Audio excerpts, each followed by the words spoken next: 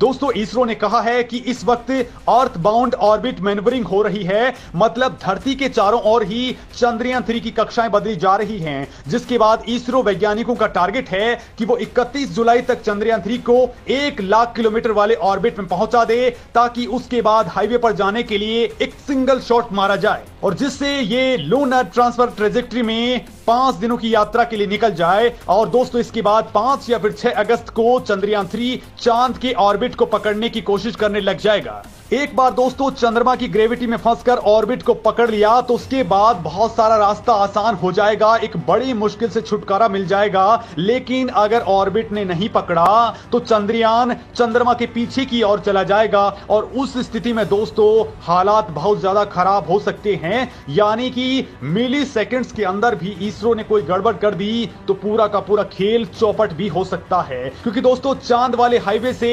चंद्रमा के ऑर्बिट में जाना चंद्रयान 3 के लिए बहुत ही टफ टास्क होगा और दोस्तों यही इसरो वैज्ञानिकों के लिए अब बड़ी मुसीबत वाला काम भी हो सकता है। लेकिन इसरो ने ऐसा पहले भी सफलतापूर्वक पूरा किया है और इस बार भी टीम पूरे कॉन्फिडेंस के अंदर है कि उनका propulsion मॉड्यूल चालू करके इसे चंद्रमा की कक्षा में धकेल दिया जाएगा। मतलब कि दोस्तों चांद से 100 किलोमीटर ऊंचाई वाली, यानी कि 100 से लेकर के 100 किलोमीटर के दायरे वाली कक्षा में इस चंद्रयान 3 को डाला जाएगा, जहां से 17 अगस्त को दोस्तों propulsion मॉड्यूल चंद्रयान 3 के लैंडर और रोवर से सेपरेट हो जाएगा। और जब ये मॉड्यूल अलग हो जाएगा तो फिर लैंडर और रोवर को, जो बेहद कीमती हैं, उनको 100 इंटू 300 किलोमीटर की कक्षा में डाला जाएगा। दोस्तों इस ऑर्बिट में लाने के लिए चंद्रयान 3 की डी बूस्टिंग करनी होगी, मतलब कि इसकी गति को धीमा करना होगा और इसके लिए चंद्रयान जिस गति में जा रहा है उसके ठीक विपरीत वाली दिशा में इसको भेजने का काम करना होगा। दोस्तों ये काम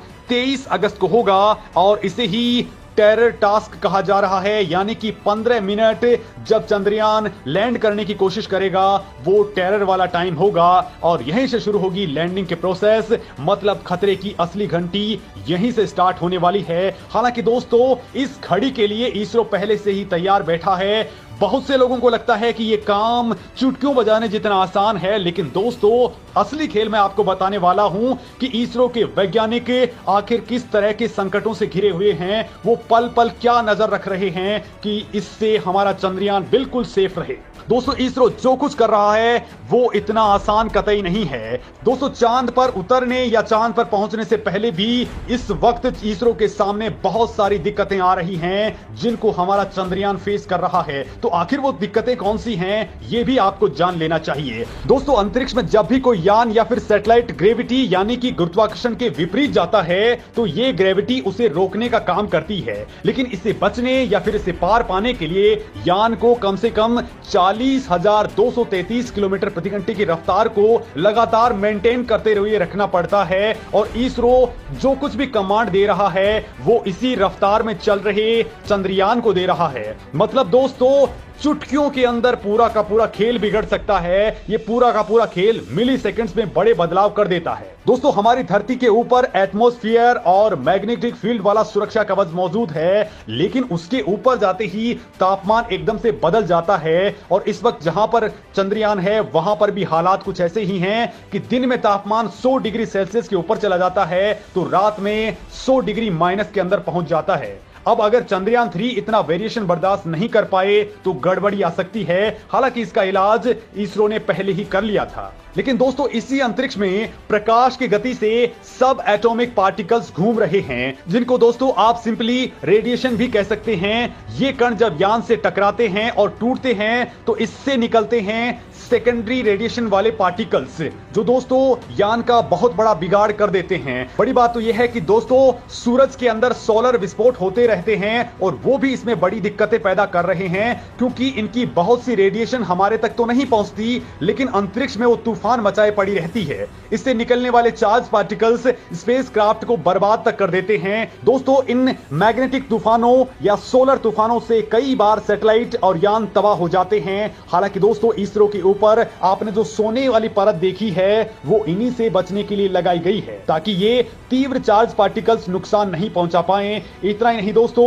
अंतरिक्ष में धूल भी होती है जिसे स्पेस डस्ट कहा जाता है, और ये हमारी धरती वाली जैसी धूल के बराबर नहीं होती, ये कॉस्मिक डस्ट होती है जो अगर स्पेसक्राफ्ट से टकरा गई तो प्लाज्मा में कन्वर्ट हो जाती है। क्योंकि दोस्तों यान की रफ्तार बहुत ज्यादा होती है और ऐसे में दोस्तों ये टक्कर बहुत बड़ा नुकसान कर देती है और इससे भी बड़ा संकट पैदा हो जाता है। और दोस्तों इतना ही नहीं बल्कि इससे बड़ा संकट भी अंतरिक्ष में मौजूद है, और वो हैं निष्क्रिय सैटेलाइट्स, उल्कापिंड और बहुत सारे पत्थरों से टक्कर। पिछले कुछ सालों में धरती के चारों तरफ सैटेलाइट्स की बाढ़ आ चुकी है, खासतौर पर दोस्तों वो सैटेलाइट जो इस वक्त इनएक्टिवेट हैं, लेकिन दोस्तों ये अंतरिक्ष में लगातार धरती के चारों ओर तेजी से चक्कर लगा रहे हैं। इनसे भी चंद्रयान 3 को बहुत ज्यादा खतरा है। दोस्तों साल 2009 में इरिडियम सैटेलाइट को ऐसे ही एक टक्कर ने बर्बाद करके रख दिया था। चंद्रयान 3 के लिए भी दोस्तों ये बड़ी दिक्कत है, और इससे भी बड़ी दिक्कत एक और है, वो है गलत ऑर्बिट में एंट्री की। दोस्तों अगर चंद्रयान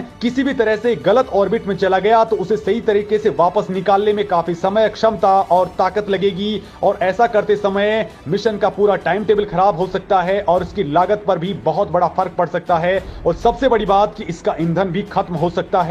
ऐसे में मिशन जल्दी बर्बाद हो सकता है, यानी कि ये चांद पर पहुंचे ही नहीं उससे पहले ही इसको नुकसान झेलना पड़ सकता है। अगर पकड़ में नहीं आया तो ये अंतरिक्ष में हमेशा के लिए भी लापता हो सकता है, जैसा कि आपने देखा है कि बहुत सारे सैटेलाइट्स अंतरिक्ष के अंदर लापता हो जाते हैं। दोस्तों चंद्रयान 3 की इतनी लंबी यात्रा के दौरान तेज गति, घटता बढ़ता तापमान, रेडिएशंस और गलत कमांड एक साथ कई चीजें यान के ऊपर असर डालती हैं, जिससे इसके पेलोड्स भी